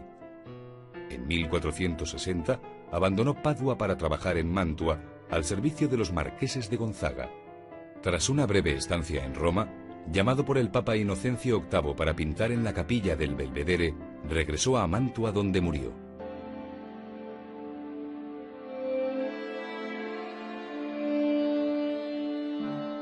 La primera obra que muestra la fuerte personalidad de Mantegna, su gusto por la perspectiva y por la arquitectura clásica, es la Historia de Santiago y San Cristóbal, que, al fresco, pintó para la capilla Ovetari, muy dañada en los bombardeos de 1944. A esta siguieron otras muchas, entre las que sobresale el magnífico tríptico de San Zenón de Verona, con su famoso banco o predela, en la que se incluyen escenas como la crucifixión o la oración en el huerto, cuyos temas trató en otras ocasiones con especial interés. Una de las obras más espectaculares y sorprendentes de Mantegna es la decoración al fresco de la llamada Cámara de los Esposos, en el Palacio de Mantua, donde tan remata la escena. Dado este carácter áulico de la obra, también se incluyeron en ella personajes contemporáneos del Papa Sixto, como Adolci, el arquitecto que había realizado las obras, reconocible por llevar la escuadra en la mano, y a Alfonso de Calabria, que visitaba por entonces la corte papal. El propio Pietro Banucci, il Perugino, no pudo sustraerse de la tentación de autorretratarse en su obra de mayor empeño, y mira con empaque al espectador desde el grupo de la derecha.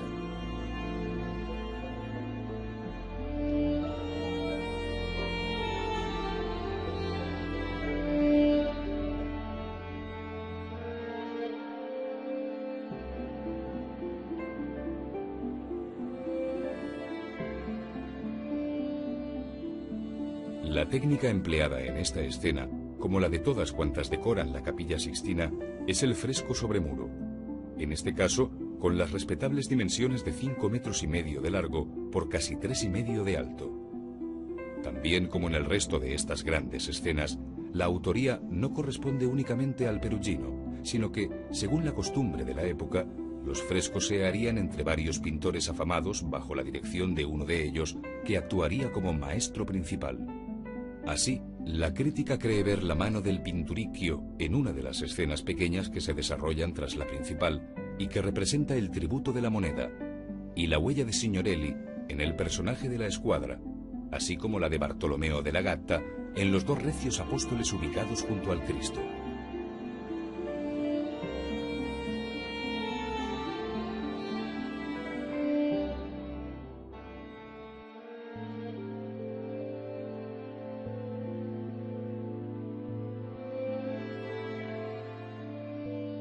Toda la composición del cuadro muestra una rígida simetría.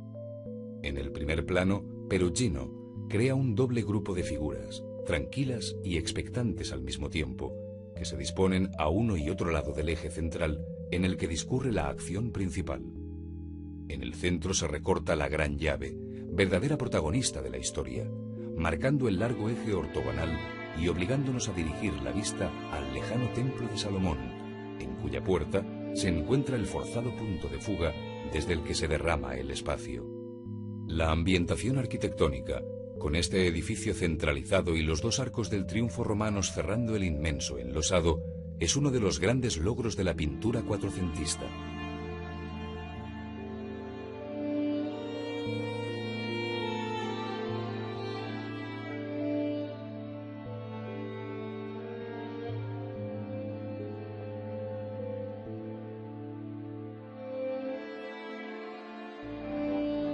Más importantes por su calidad y tamaño es el de la adoración de los magos que Fra Angelico inició hacia 1445 y conservado hoy en la Galería Nacional de Washington.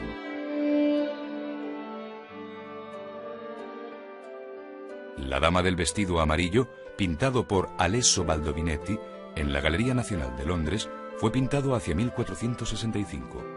Su límpida y recortada silueta sobre fondo azul, en una visión muy plana, y el sobrio vestido con las 3 hojas de palma estampadas en su manga, resumen la personalidad del retrato cuatrocentista. En la Pinacoteca de Brera, en Milán, puede verse una de las obras de más intenso dramatismo de la historia del arte, el Cristo muerto pintado por Mantegna en torno a 1500. El teatral escorzo de la figura, la dureza escultórica del cuerpo y de la quebrada mortaja, así como el realismo del rostro y llagas, hacen de esta pintura una obra maestra. En 1455, Andrea Mantegna pintó La oración en el huerto, de la Galería Nacional de Londres. Se trata de una de las primeras obras en las que el pintor incorpora una amplia visión del paisaje, en el que todo tiene una sólida corporeidad. Destaca el tratamiento de los elementos rocosos, a los que obliga caprichosamente.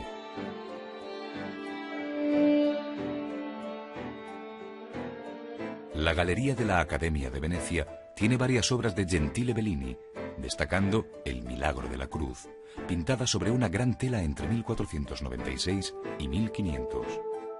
La escena muestra el canal de San Lorenzo, en el momento en el que, ante la expectación de los allí congregados, se recupera la reliquia de la cruz, caída al agua durante una procesión.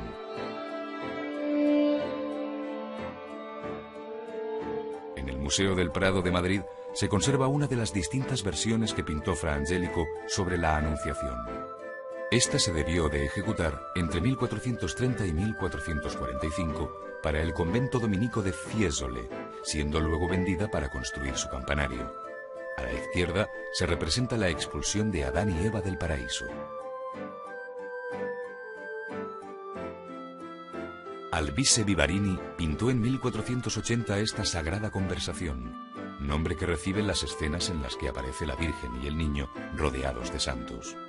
Aquí, María, flanqueada por sus padres, se acompaña de San Luis de Tolosa, San Antonio de Padua, San Francisco y San Bernardino de Siena. Se conserva en la Galería de la Academia de Venecia.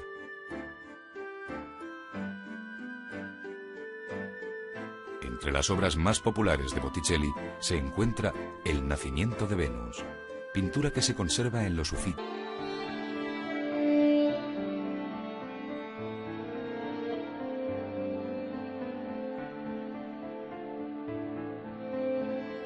Los cambios operados en la historia de la pintura por los maestros del siglo XV italiano afectan a varios aspectos como la perspectiva, el color y los volúmenes. Sin embargo, nada de ello sería posible sin la nueva concepción de la luz que ilumina la obra, de aquella luz que hace posible valorar el espacio en sus distintos planos, luz que permite dotar de relieve y corporeidad a figuras y objetos. Luz que obliga a arrojar sombra, haciendo en definitiva de la pintura un medio de aproximación al mundo real.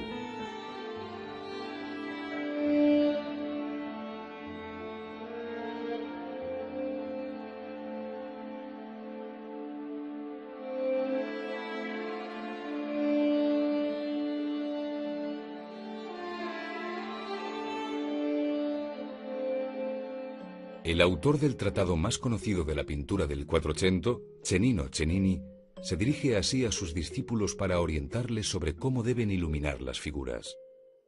Si cuando estás dibujando o pintando figuras en capillas o pintándolas en otros sitios difíciles, ocurre que no puedes controlar la luz para tu propósito, da el relieve a tus figuras o dibujos de acuerdo con la disposición de las ventanas en estos sitios, ya que son ellas las que aportan la luz. Y así, siguiendo a la luz de cualquier lado que venga, aplica tu relieve y tu sombra con este sistema.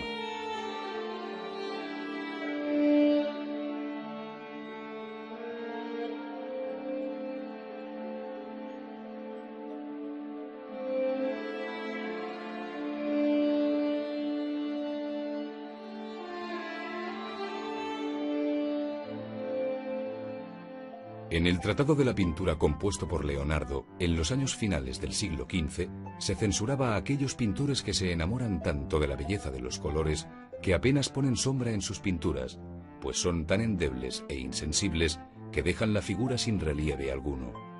Esto ponía en evidencia la necesidad de alcanzar un equilibrio entre la luz y el color, para que la forma pictórica, en su dimensión cromática, se asemejase a la naturaleza tal y como Leonardo buscaba de modo empírico.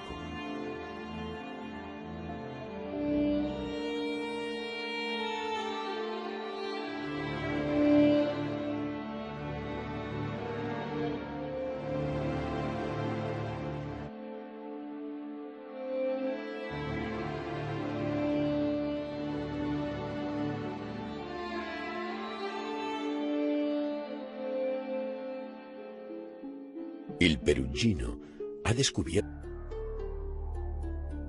El siglo XV en Italia hizo de la técnica al fresco una de sus expresiones más características, permitiendo decorar grandes superficies murales, desde los interiores del Palacio Medici Riccardi en Florencia hasta la Capilla Sixtina del Vaticano.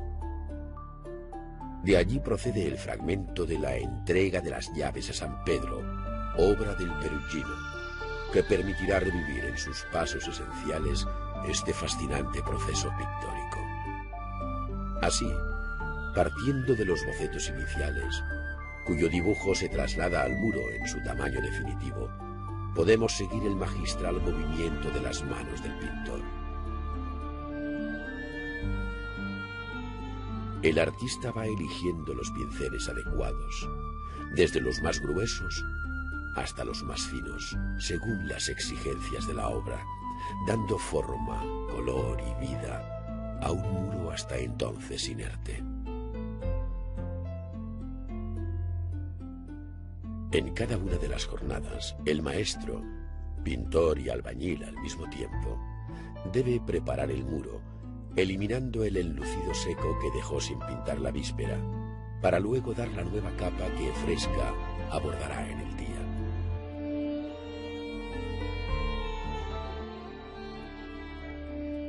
Después baja el papel o cartón con el dibujo para seguir calcando la composición, iniciando la tarea por las partes altas para seguir avanzando hacia abajo y evitar de este modo el goteo de la pintura sobre la obra ya hecha.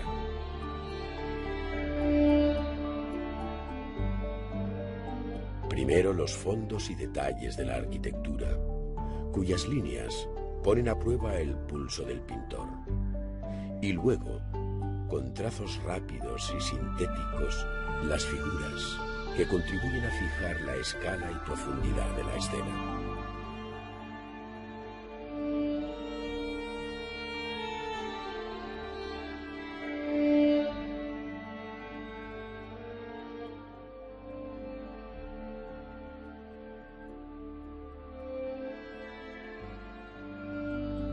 Para calcar el dibujo sobre el muro, se pasa una muñequilla o bolsa con polvo de color sobre el boceto o cartón perforado. Luego el pintor lo levanta y corre el pincel uniendo aquellos puntos para ir recuperando la imagen general con todos los detalles de la composición. Esta técnica de calco se conoce con el nombre de estarcido y presta gran seguridad al pintor para encajar sus figuras antes de comenzar a dar el color. Amplitud y libertad de las inabarcables dimensiones cósmicas.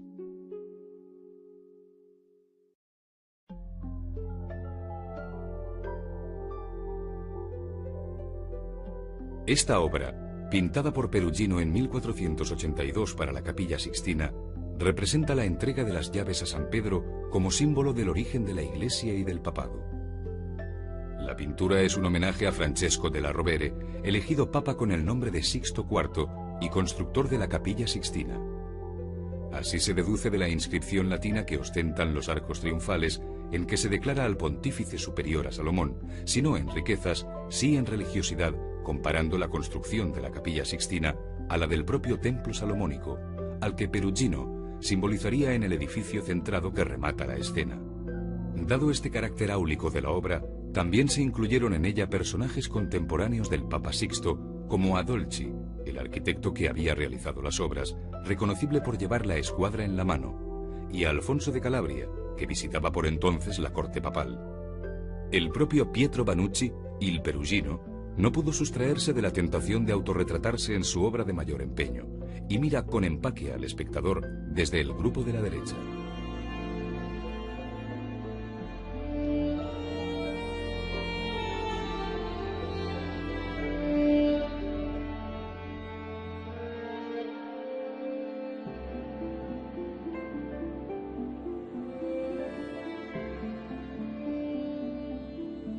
La técnica empleada en esta escena, como la de todas cuantas decoran la Capilla Sixtina, es el fresco sobre muro.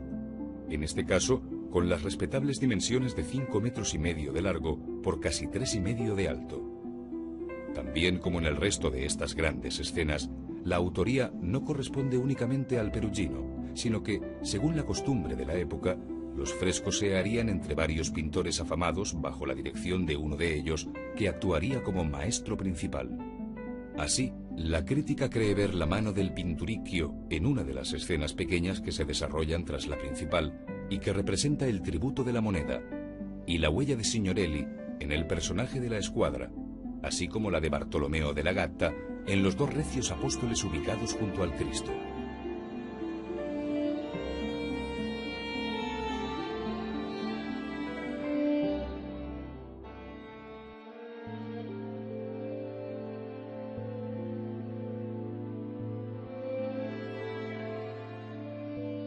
Toda la composición del cuadro muestra una rígida simetría. En el primer plano, Perugino crea un doble grupo de figuras, tranquilas y expectantes al mismo tiempo, que se disponen a uno y otro lado. Descubre en Leonardo el alejamiento de la perspectiva lineal para plantear el espacio en términos de mayor realismo. La profundidad, el sentido de lejanía, vendrá sugerido ahora por la pérdida de definición de los objetos, dada la masa aérea que se interpone entre el ojo y el objeto mismo. Es la llamada perspectiva aérea. Por otro lado, el pintor creó unos tipos de humana sonrisa cuyos redondeados rostros acaricia la luz de forma suave, surgiendo así el inconfundible modelado leonardesco, el sfumato. La elocuencia de la mímica como expresión del alma descubre también al pintor, quien utilizó otros muchos recursos personales en su obra, como son los oníricos fondos rocosos de sus pinturas.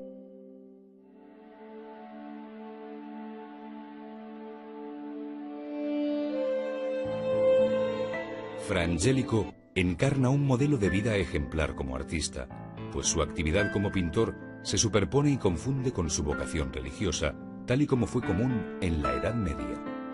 Había nacido en 1387 en Vicchio de Mugello, un modesto lugar cerca de Florencia, y a los 20 años ingresó en la Orden de Santo Domingo en Fiesole. Tras su noviciado en Cortona, pasó a Florencia, dejando en su convento de San Marcos una notable obra pictórica. Su actividad artística transcurre entre 1430 y 1455, año en que muere en Roma, donde fue enterrado en Santa María sopra Minerva, la iglesia de los florentinos.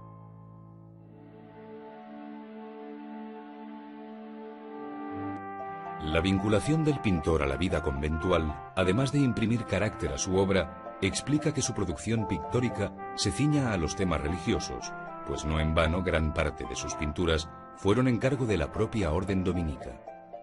Pintó al temple gran número de altares, trípticos y cuadros de devoción, entre los que siempre se recordarán las distintas versiones de la Anunciación. Decoró al fresco el claustro, celdas y sala capitular del convento de San Marcos, habiendo dejado también otras pinturas murales en la capilla de Nicolás V, en el Vaticano.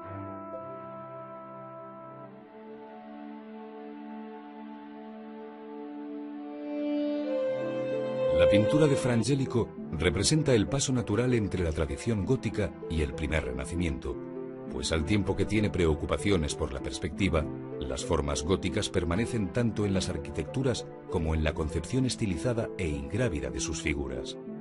La cadencia curvilínea con que deja caer las ropas, sus largos pliegues sin quebraduras, los rostros nacarados de sus personajes de elegantes y largos cuellos, los toques de oro en vestiduras y nimbos, así como una paleta en la que el color adquiere valores, figuras que desfilan por las tablas de la pintura del 400, conocieron a lo largo del siglo una notable evolución en cuanto a su propia corporeidad. De tal modo que partiendo de los pequeños e ingrávidos cuerpos de la escuela sienesa o de las delicadas y planas imágenes de Angelico y Lippi, otros pintores como Masaccio y Mantegna dotaron a sus personajes de estatura, masa y peso. Su contundente afirmación en el espacio, la poderosa anatomía de los cuerpos o las amplias ropas envolventes dieron a estos protagonistas de la pintura un carácter épico de ambición clásica.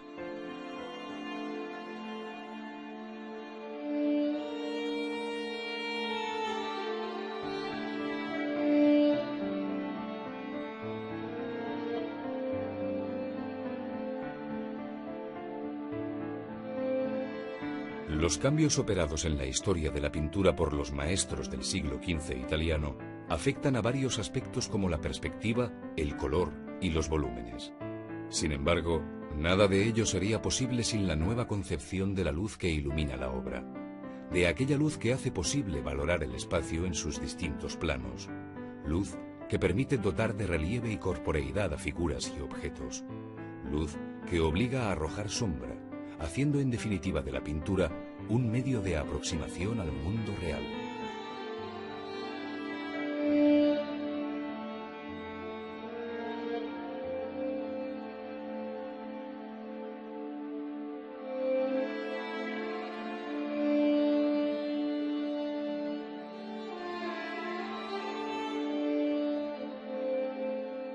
El autor del tratado más conocido de la pintura del Quattrocento, Cennino Cennini, se dirige así a sus discípulos para orientarles sobre cómo deben iluminar las figuras. Si cuando estás dibujando o pintando figuras en capillas o pintándolas en otros sitios difíciles, ocurre que no puedes controlar la luz para tu propósito, da el relieve a tus figuras o dibujos de acuerdo con la disposición de las ventanas en estos sitios, ya que son ellas las que aportan la luz. Y así, siguiendo a la luz de cualquier lado que venga, aplica tu relieve y tu sombra con este sistema.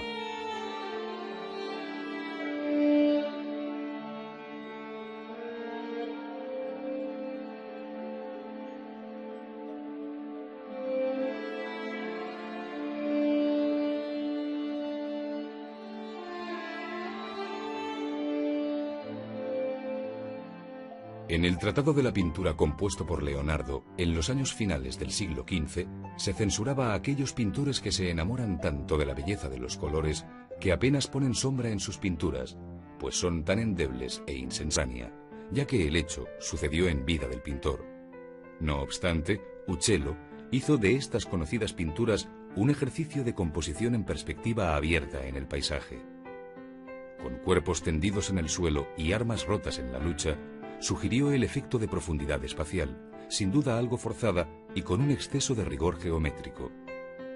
El ingenuo tratamiento de los caballos y la visión estática del movimiento dieron a esta obra un curioso y temprano carácter surrealista.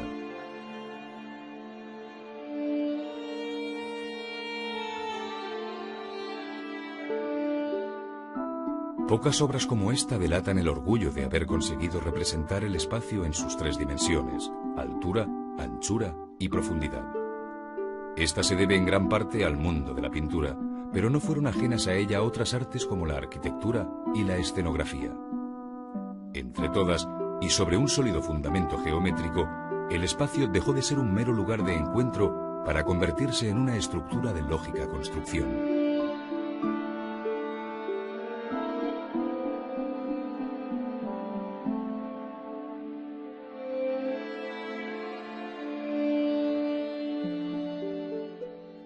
Una de las obras más sólidas del Renacimiento florentino es esta de la Última Cena para el refectorio del convento de Santa Apolonia en Florencia, convertido hoy en museo dedicado al pintor. Se trata de la versión más conocida anterior a la Cena de Leonardo. Aquí, Castaño fingió una rígida arquitectura marmórea en la que puso de manifiesto su conocimiento de la perspectiva para delimitar el espacio interior. Este se presenta en relación con el espectador desde un punto de vista bajo, coincidiendo con la altura de la mesa, lo cual da un carácter teatral a la escena. La propia mesa sirve de línea que separa a los discípulos afectos a Cristo del Judas traidor, colocado en un primer y acusador plano. Unos letreros a los pies identifican a cada uno de los actores que, en su estudiado gesto, añaden emoción al drama.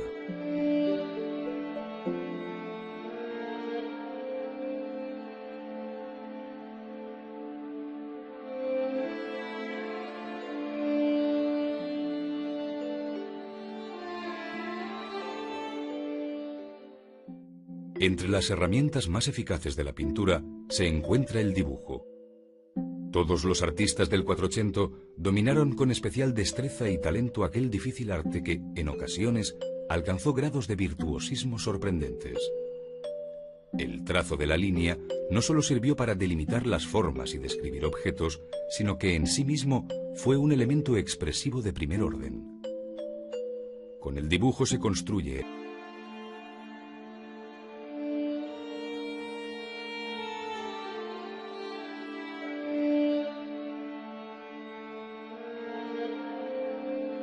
A ti, engaño ideal, por quien la vista anhela hundirse, prolongada en mano, yendo de lo cercano a lo lejano, del hondo azul al pálido amatista.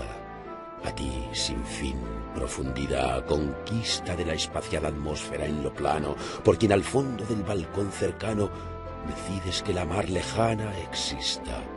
A ti, aumento, valor de valores, vaga disminución de los colores, música celestial, arquitectura. Los ámbitos en ti fundan su planta, la línea con el número te canta. A ti, brida y timón de la pintura.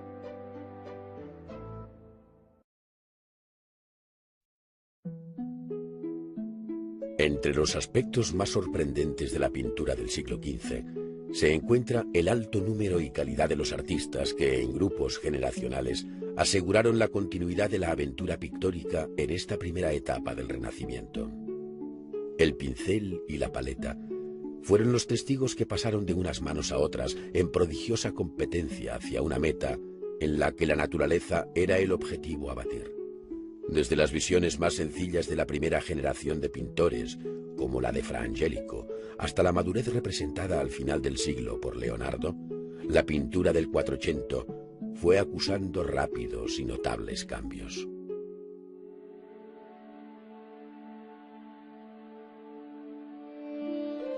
Leonardo, nacido en 1452 en Vinci, entre Florencia y Pisa, representa una de las cimas del arte universal, sobrepasando a todos los artistas de su generación.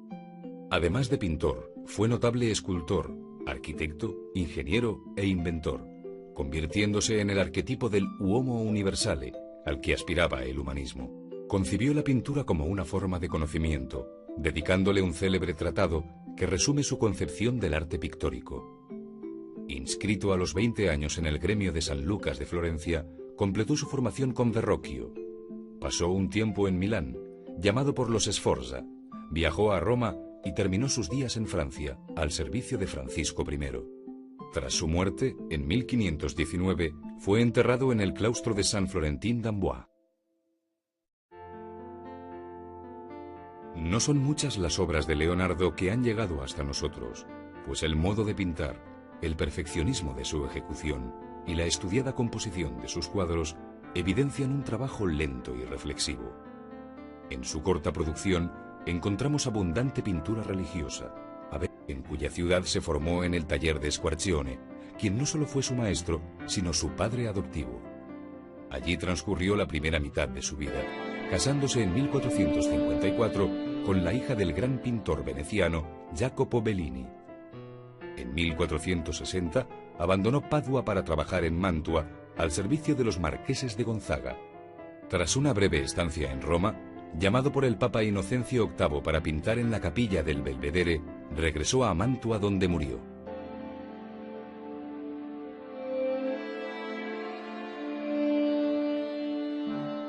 La primera obra que muestra la fuerte personalidad de Mantegna, su gusto por la perspectiva y por la arquitectura clásica, es La historia de Santiago y San Cristóbal, que, al fresco, pintó para la capilla Ovetari, muy dañada en los bombardeos de 1944. A esta siguieron otras muchas, entre las que sobresale el magnífico tríptico de San Zenón de Verona, con su famoso banco o predela, en la que se incluyen escenas como la crucifixión o la oración en el huerto, cuyos temas trató en otras ocasiones con especial interés. Una de las obras más espectaculares y sorprendentes de Mantegna es la decoración al fresco de la llamada Cámara de los Esposos, en el Palacio de Mantua, donde también pintó la serie de los triunfos del César.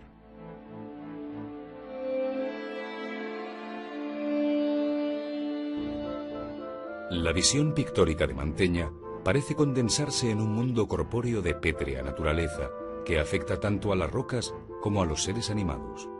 Todas las formas están sujetas a un riguroso dibujo que las encierra, que les da relieve, perfil cortante y un plasticismo de gran solidez. Al mismo tiempo, la concepción grande de la forma y la inclusión en sus obras de elementos de la antigüedad, arquitectónicos o escultóricos, denotan su acercamiento al mundo clásico. Por otro lado, el interés por la perspectiva le llevó a organizar el espacio con una rígida disposición geométrica, llegando a crear efectistas composiciones como la del célebre Cristo muerto. Su relación con los hermanos Bellini dulcificó la obra final de Mantegna.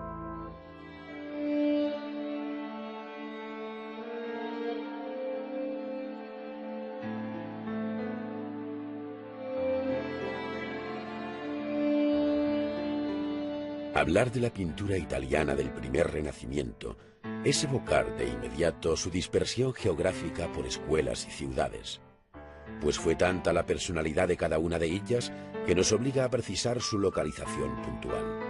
Así, diremos escuela florentina o escuela veneciana, entendiendo con ello no solo una ciudad distinta en la que tuvieron su taller tales o cuales pintores, sino De la escena del nacimiento hasta su muerte, los distintos pasajes de la vida de Cristo que recogen los evangelios inspiraron gran número de obras, pero fueron sobre todo los momentos más agudos y representativos de la pasión los que ofrecían, por su emotividad y significado, mayores posibilidades dramáticas al pintor.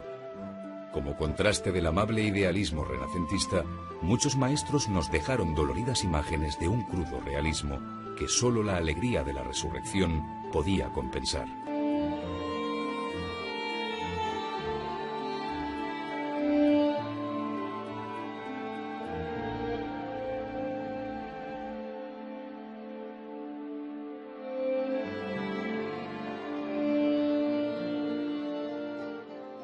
La vida de los santos, tejida entre la historia y la imaginación, forma un importante ciclo temático dentro de la pintura del Quattrocento. La vieja leyenda dorada rejuveneció en manos de estos pintores que interpretaron de nuevo hechos milagrosos, históricas predicaciones, sangrientos martirios y legendarias vidas que constituyen la base de la epopeya cristiana. El santoral recogía cada una de sus festividades a lo largo del año, al tiempo que la tradición y los artistas fijaban su representación y atributos.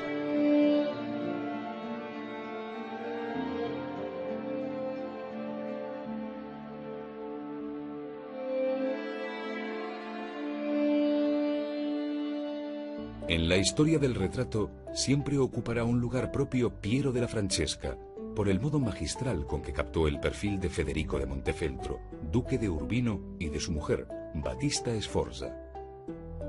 Aunque se trata de dos bustos, el pintor ha centrado su interés en las cabezas, recortadas sobre un límpido celaje y sin la menor concesión al movimiento. La aparente inexpresividad se traduce en mirada mutua, intensa e íntima, que margina al espectador y se desentiende del paisaje, cuyos últimos planos coinciden con la altura del cuello. Son retratos para la eternidad que, en el reverso de la pintura, muestran sendas alegorías, señalando las virtudes que adornan a cada uno de ellos. Para Battista Sforza, las virtudes teologales, fe, esperanza y caridad. Para Federico de Montefeltro, las virtudes cardinales, justicia, prudencia, templanza y fortaleza. Son sin duda los rasgos morales que el pintor quiso imprimir sobre los rasgos físicos de los modelos.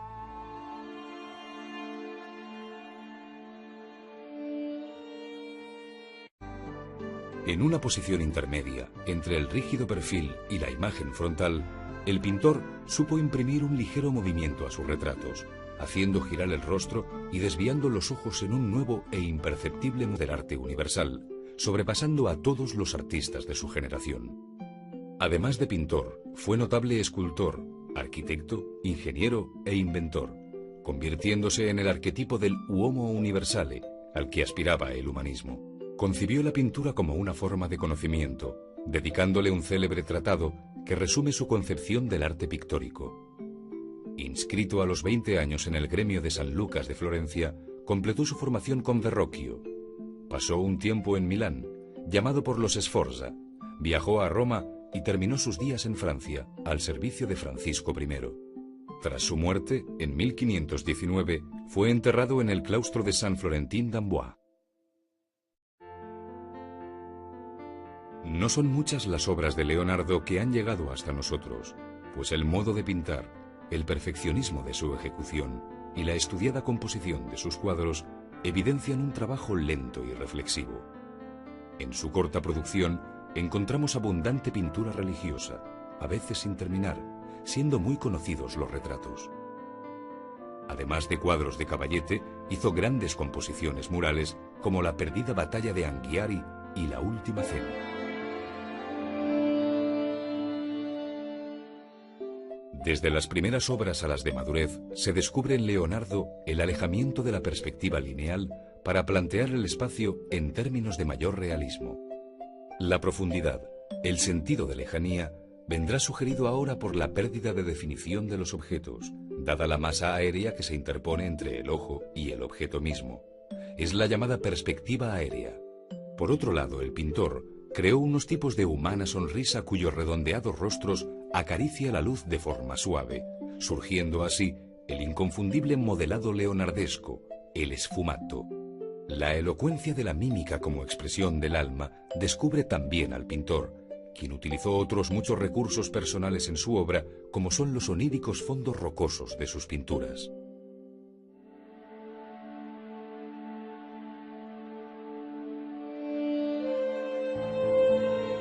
Fra Angelico encarna un modelo de vida ejemplar como artista, pues su actividad como pintor se superpone y confunde con su vocación religiosa, tal y como fue común en la Edad Media. Había nacido en 1387 en Vicchio de Mugello, un modesto lugar cerca de Florencia, y a los 20 años ingresó en la Orden de Santo Domingo en Fiesole. Tras su noviciado en Cortona, pasó a Florencia, dejando en su convento de San Marcos una notable obra pictórica. Su actividad artística transcurre entre 1430 y 1455, año en que muere en Roma, donde fue enterrado en Santa María sopra Minerva,